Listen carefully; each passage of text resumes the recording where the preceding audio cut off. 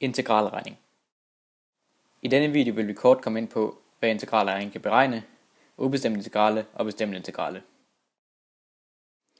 Hvad kan integralregning beregne? Integralregning bruger man til at beregne arealet under en parabol. Man skelner mellem to måder at bruge integraler på, altså bestemte og ubestemte integraler. Et ubestemt integrale kaldes også en stamfunktion. Ubestemt integrale. Man skriver, at store f af x er lige med integralet af lille f af x. Det skriver man på denne måde.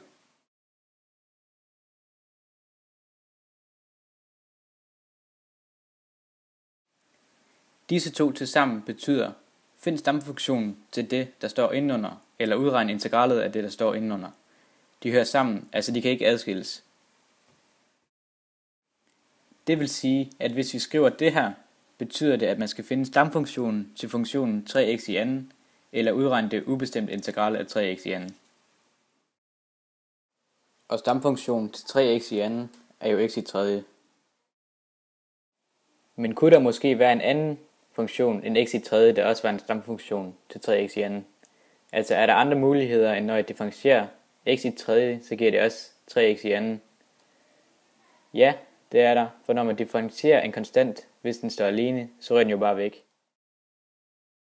Så vi kan jo også lave en funktion med forskriften x i tredje plus k. Vi kan for eksempel sætte 4 ind på k's plads, så når jeg differentierer den, så forsvinder de 4. Bestemt integral.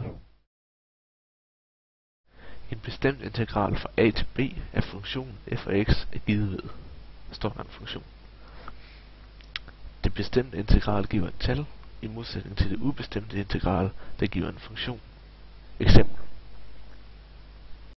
Vi har det bestemte integral fra 1 til 3 af 3x i anden dx.